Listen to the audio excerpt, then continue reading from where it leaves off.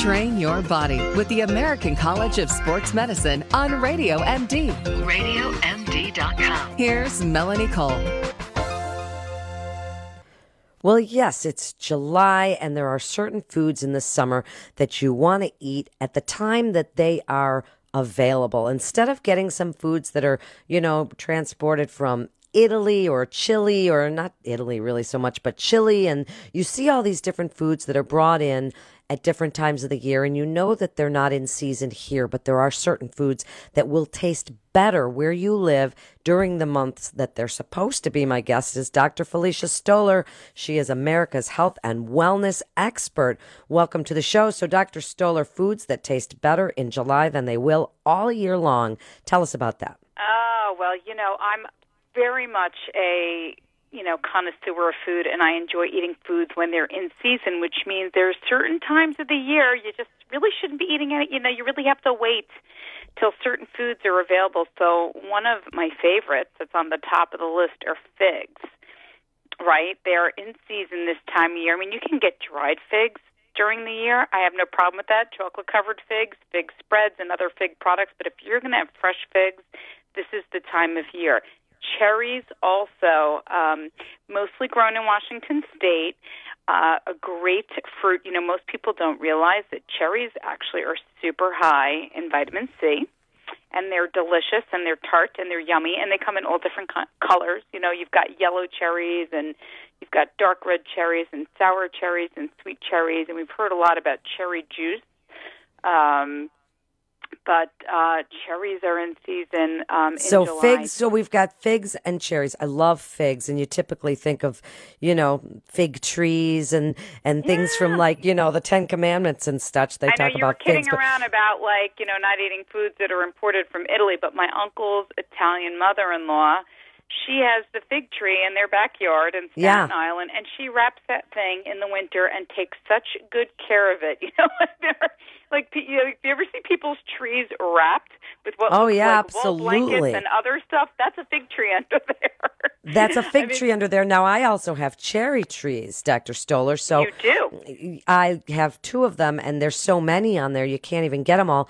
But you want to get them right before the birds do. And sometimes I'm fighting, the Blue Jays and the Cardinals for the cherries, but they are so good. And if you have them in bulk, you can make jam and pies and any kind of thing with them. You just got to buy a pitter. That's the most important thing. A pitter makes a big difference, doesn't it? Huge difference. And my guess is you could also very easily, for people that don't, maybe know about how to can, fruit. It's canning, it's really jarring. But the other thing is that you can also puree the fruit down and then put that in the freezer and put that in little freezer trays, and then pop them out, and you can use that. You can reconstitute that and use that in other food throughout the year. You can use them for sauces, and you can use them for, in dips with sour cream. I mean, there's so many things you can do with them. So with your kids. Yeah, cook them down a little, puree them, put them in a glass jar, stick them in the freezer. They're good for a good long time. Now, one of the things next on the list is peas, and we go up into Wisconsin, and this woman sells them just 2 weekends a year in a big bag, already shelled. They're like candy, these things, and you can buy them for $2 a pound, and you just want to bathe in them. They're so good. Yeah, and you know what? Snap peas also in the summertime when they are ripe, they're delicious. I mean, you can really eat these by the handful, and it's amazing the flavor. If you just eat foods, if you don't put too much salt and butter on it, if you just try some of these foods lightly steamed, most people are often surprised at the wonderful flavor and the subtle flavor that they have. And, the nice thing about peas is that they're loaded with fiber, and there's small amounts of protein in there. I mean, pea powder is really popular now in the vegan crowd for, an alternate to soy as a protein. So, now, I would say choose your food. People think that peas are starchy vegetables like corn and potatoes, and so they don't want to include them in so much on their diets. I think peas have gotten a bad rap, so give them a good rap. So the good rap is that they're really good for you, and the truth is, with the exception of leaves, with the exception of the plant leaves and all other vegetables, even the stalky vegetables, are starchy. So, unless all you're going to do is eat things like kale and chard and lettuces and things like spinach Really everything else is somewhat starchy. So, I would try to err on focusing, I would focus less on the starch content and more on the nutrient content. And think about it. You're really only eating this stuff a few times of the year, so it all balances out. I think so too, and I even like the canned little baby LeSueur peas. Oh my God, those are so, so good.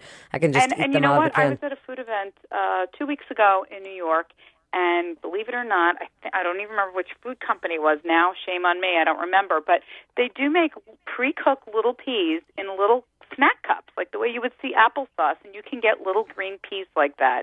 And I it's love not them. just for kids, it's for adults. You could take that to go. I like throwing stuff like that on a salad. If I'm too much in a hurry to sit and chop up some veggies, you can open up a little thing of peas. You can open up a little can of corn, and just throw that on there. Buy some shredded carrots and call it a day. And you know what? Add a couple of mint leaves because they're out in bulk right now.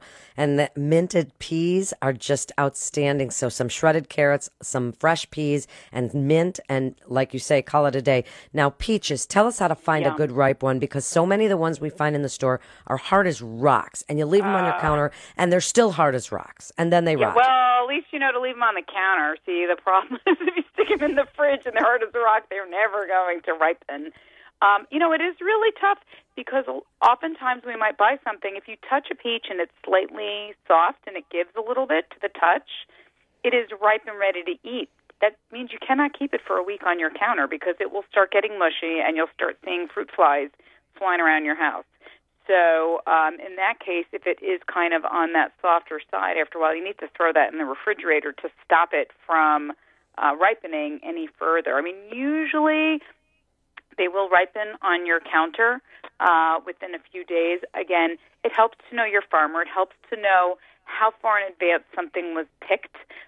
Certainly if you're buying something in bulk at a grocery, in a supermarket, you may not know how far in advance that peach was picked off of a tree. That's why I like to buy stuff at farm stands because then I have a better idea that maybe it was just picked a day or two or a few days before, maybe not a week or two or a month before showing up at the market for my consumption.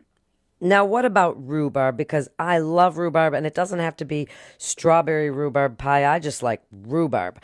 Cooked, maybe a little honey or lemon juice, something in there. But, there used to be this old myth that it's poisonous. Tell us about rhubarb. We only have about a minute and a half left. Yeah, so rhubarb, it is a vegetable. It is considered a vegetable, but believe it or not, we really have enjoyed it predominantly in what we think of as sort of sweeter foods. I mean, I've never had it savory. I've only had it sweet. I've had it in pies. I've had it cooked down with, fruit compotes. So, as far as it being poisonous, a lot of times what people don't realize, it's the leaves are the part that we're not supposed to be having. It's the stalks that we consume in that plant. In other foods, we can eat the stalks and the leaves. With the case of rhubarb, no, that is not the case. So you want to eat the stalks, and also you have to cook it, right? You don't want to eat it raw. Yes, you don't want to eat it raw. I mean, so the long story short is there are certain foods that if you eat them when they're in season, they taste 500 times better in the month of July, like right now, than they would any other time of the year. And the best way to make sure that you're getting variety in your life as far as your foods go is to eat what's in season during the month it's in season. Absolutely great advice. That's sustainable and it's local. And when you know that it's in season, that's when it absolutely tastes the best. So in our little list today, Dr. Stoler said figs. Oh, they're so wonderful. Cherries. They're all, if I say it like she does, from that New York accent, I'll say cherries, and peas, which are awesome, and peaches and rhubarb. And so these are all really, really good this time of year. So eating fresh, eating sustainable, and eating what's coming out that season. That's the time to do it. You're listening to Health Radio on Radio MD. The show is Train Your Body. Stay tuned. We got more show coming up, and stay well.